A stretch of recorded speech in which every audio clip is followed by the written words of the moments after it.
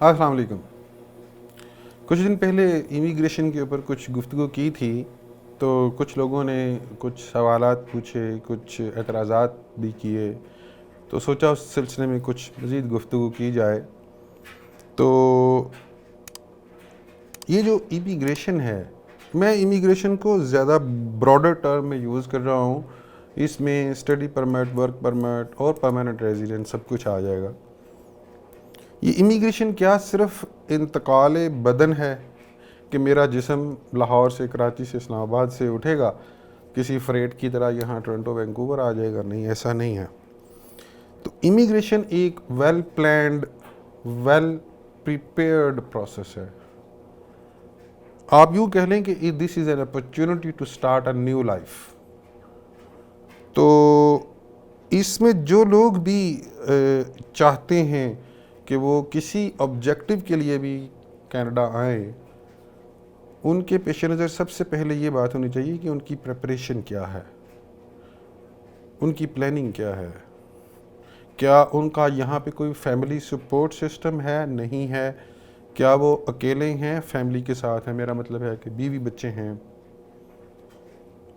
یہ ساری چیزیں پلاننگ، پریپریشن کا حصہ ہیں. اس کے اوپر تو بات ہم کریں گے نیکسٹ سیشن میں. لیکن یہاں آنے کے بعد جو چیلنجز درپیش ہیں، بہت سارے لوگوں نے، میں نے پچھلی ویڈیو میں ذکر کیا تھا کہ ان کو کینیڈا نہ آنے کی ریزنز کے زمرے میں بیان کیا ہے. میں یہ سمجھتا ہوں کہ وہ سارے چیلنجز ہیں کہ آپ اس چیلنجز کو کیسے نبرد آزما ہوں گے. تو سب سے پہلا جو چیلنج ہے وہ تہذیبی ڈیفرنس ہے، کلچرل جو ہے ڈیفرنس. تو ہمارے ہاں لوگ بہت سارے، مثال کے طور پہ گھروں میں میڈ رکھے ہوئے ہیں، کوئی ڈرائیور رکھے ہوئے ہیں، بہت سارے کام ہو جاتے ہیں.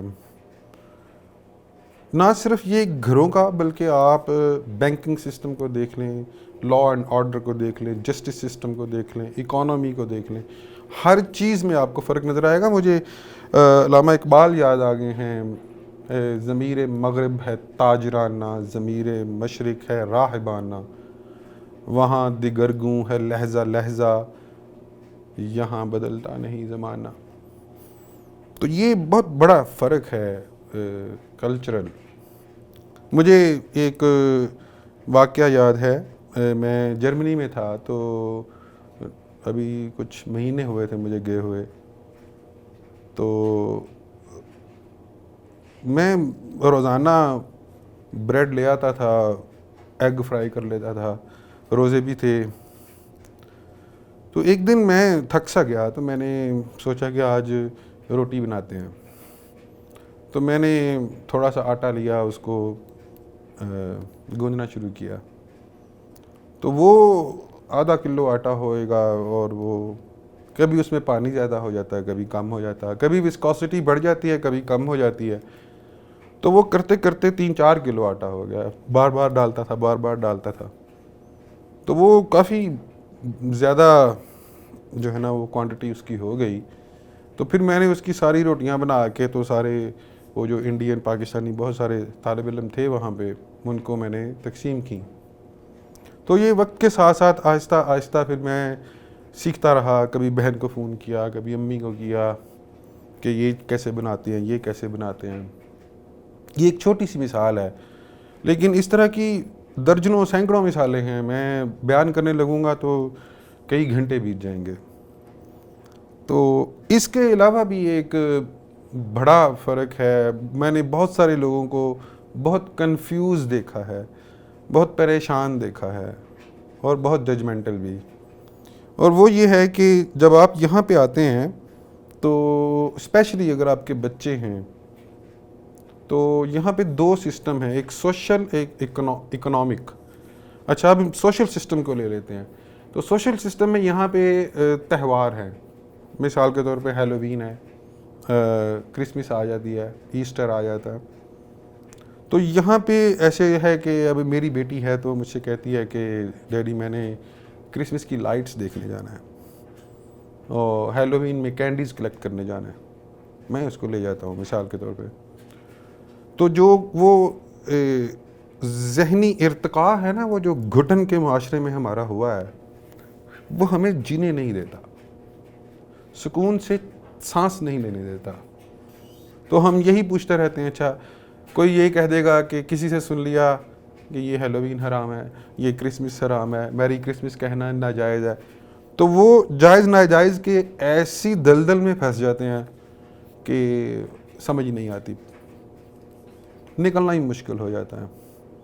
اب میں اپنی بچی کو لے کے آدھے گھنٹے کے لیے باہر گیا ہوں، اس نے 2 3 4 پارکس میں کچھ لائٹس دیکھی ہیں، خوشی ہو کے گھر آ گئی. کیا اخلاقی برائی ہے اس میں؟ اکنامک سسٹم کو دیکھیں تو اس میں اس سے بھی زیادہ پریشانی میں نے دیکھی ہے پچھلے کئی سالوں سے، کہ یہ جو گھر خریدنا ہے، آپ نے گاڑی لینی ہے، بینک جاتے ہیں، آپ کے پاس ایک پینی بھی نہیں ہے، شو روم میں جائیں جو سی مرضی گاڑی اٹھا کے لے آئیں. بینک سے آپ گھر مورگیج پہ لے لیتے ہیں. تو یہ جو مورگیج والا، گاڑی لینے والا یہ نظام ہے نا، اکنامک بینکنگ، اس میں بھی بہت سارے لوگ آج تک کنفیوز ہیں. یہ تو سود ہے اور یہ تو حرام ہے، تو ہم یہ کیسے کر سکتے ہیں گاڑی.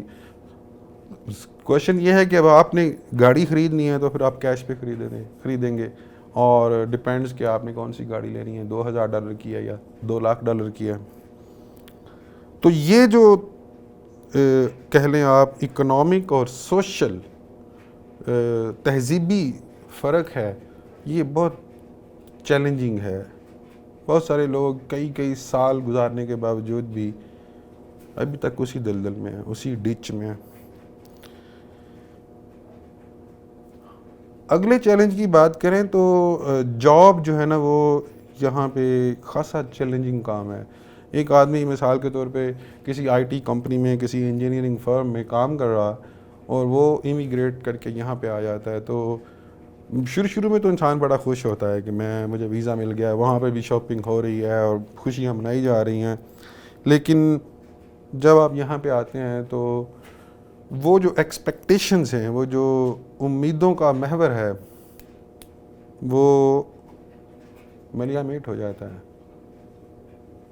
ریزہ ہو جاتا ہے. ناٹ آل دا ٹائم، کچھ لوگوں کو مل بھی جاتی ہے، ڈپینڈس. لیکن یہاں آگے پھر آپ یہاں کے اصول و ضوابط کے تحت چیزوں کو تلاش کرنا شروع کرتے ہیں، تو اس میں 1 مہینہ، 2 مہینے، 6 مہینے، سال بھی لگ جاتا ہے. تو یہ جو ٹیمپریری فیز ہے، جب تک کہ آپ کو جاب نہیں مل جاتی، آپ کو کوئی اور جاب کرنی پڑ جاتی ہے، کوئی کیجول سا کام کرنا پڑ جاتا ہے 7-11 پہ، کسی گیس اسٹیشن پہ. تو اس کے لیے بھی میرا خیال ہے کہ ہم سب کو مینٹلی پریپیئر ہونا ضروری ہے کہ ہم وہاں پہ جا رہے ہیں تو وہاں پہ کوئی بنا بنایا گھر نہیں ہے، کوئی بنی بنائی جاب نہیں ہے لگی لگائی، تو کچھ بھی کرنا پڑ سکتا ہے. سردی جو ہے، ایکسٹریم ویدر جو ہے، یہ بھی ایک خاصا چیلنج ہے یہاں پہ، خاص طور پہ نومبر ٹو فیبرری. کئی بار یہاں پہ، جہاں پہ میں ہوں، یہاں پہ تو سپٹمبر میں بھی کئی بار سنو پڑ جاتی ہے. آج بھی -20 ڈگری ہے، اور کچھ دن پہلے میں -37-40 کے قریب تھا. تو اگر اس موسم میں اسپیشلی آپ اگر بسوں پہ یا ٹرین پہ سفر کر رہے ہیں، چیلنجنگ ہوتا ہے یہ. تو اس لیے، اور دوسرا یہ کہ یہاں پہ سٹیز پھیلے ہوئے ہیں، سپریڈ آؤٹ ہیں، تو پریفریبل ہوتا ہے کہ آپ گاڑی لے لیں. اور اگر خاص طور پہ آپ کے بچے بھی ہیں، چھوٹے ہیں اگر، تو اور اس میں بھی یہ کہ آپ کے پاس لائسنس ہونا ضروری ہے. تو اگر تو آپ نے پاکستان میں ڈرائیونگ کی ہوئی ہے اور جینوئن لائسنس سے کی ہوئی ہے، پھر تو آپ جلدی پروسیس کمپلیٹ کر لیتے ہیں. اور اگر نہیں کی ہوئی تو پھر 1 سال کا پروسیس ہے، اور پھر 1 سال آپ کو وہ چیلنج جو ہے نا، وہ ایکسیپٹ کرنا پڑتا ہے، بیئر کرنا پڑتا ہے. اس لیے موسم کو بھی سامنے رکھنا ضروری ہے جب آپ اپنی پلاننگ کر رہے ہیں، اپنی پریپریشن کر رہے ہیں. جب آپ یہاں پہ آتے ہیں شروع میں تو اسپیشلی اگر آپ کی فیملی نہیں ہے، آپ اکیلے ہیں یا اپنی فیملی کے ساتھ ہیں، تو آتے ہی آپ کے یہاں پہ دوست نہیں بن جاتے، ٹائم لگتا ہے، خاصا ٹائم لگتا ہے. تو شروع میں جو آئسولیشن کا پیریڈ ہوتا ہے، آپ اکیلے ہوتے ہیں، آپ کو سمجھ نہیں آ رہی ہوتی کہاں جانا ہے، کیا کرنا ہے، ڈاکومنٹیشن کیا ہے، کون سا پیپر کہاں سے بنے گا، اس میں بھی چیلنجز درپیش ہوتے ہیں. لیکن بیشتر بڑے شہروں میں پاکستانی کمیونٹی کافی سپورٹیو ہے، نئے آنے والوں کی کافی ہیلپ کرتے ہیں. لیکن انسان کی پلاننگ میں یہ بات بھی بیک آف دا مائنڈ ہونی چاہیے کہ آپ کو جاتے ہی کوئی سوشل نیٹ ورک آپ کا اسٹیبلش نہیں ہو جاتا، اس میں بھی آپ کو ٹائم لگتا ہے ایک اپنا حلقہ احباب اسٹیبلش کرنے میں، ڈیولپ کرنے میں. بہت سارے لوگوں نے یہ بیان کیا تھا کہ ہوم سکنس ہو جاتی ہے، ون آف دا ریزن. تو یہ ٹھیک بات ہے. کہنے کا مطلب یہ ہے کہ اگر انسان ساری زندگی ایک جگہ پہ رہا ہوتا ہے، والدین کے ساتھ، بہن بھائیوں کے ساتھ، دوست احباب کے ساتھ، تو شروع میں انسان اکیلا محسوس کرتا ہے. لیکن یہ بھی ایک چیلنج ہے. میں نے ذکر کیا تھا کہ ملک چھوڑنے کی واحد وجہ یا بڑی وجہ کہہ لیں آپ، وہ اچھی اپرچونٹی ہوتی ہے. وہ آپ کے سرکمسٹانسز ڈیفرنٹ ہوں گے، میرے ڈیفرنٹ ہوں گے. تو ہر انسان کے، ہر آنے والے کے سرکمسٹانسز ڈیفرنٹ ہوتے ہیں. لیکن میں نے دیکھا ہے کہ یہ موسٹ آف دا ٹائمز جو بھی لوگ اسٹڈی پہ آئیں، ورک پہ آئیں، جس طرح سے بھی آئیں، یہ ایک irreversible پروسیس ہے. واپس کوئی نہیں جاتا. بہت کم لوگ ہیں جو واپس جاتے ہیں، لیکن وہ بھی واپس جا کے بھی سیٹ نہیں ہوتے. آپ سب لوگوں کے لیے دعا گو ہوں. جو بھی آنا چاہتا ہے ضرور آئے. ویلکم. اللہ نگہبان.